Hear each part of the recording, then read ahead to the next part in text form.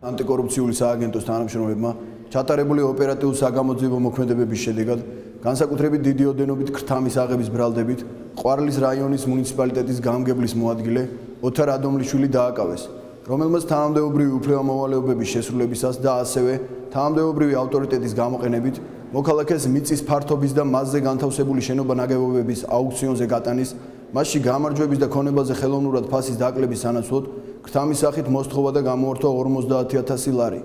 გამოძიება დიდი ოდენობით ქრთამის აღების ფაქტზე მიმდინარეობს საქართველოს სისხლის სამართლის კოდექსის 338 მუხლის მესამე ნაწილის ექვეპუნქტით, რაც 11-დან 15 წლამდე თავისუფლების აღკვეთას ითვალისწინებს.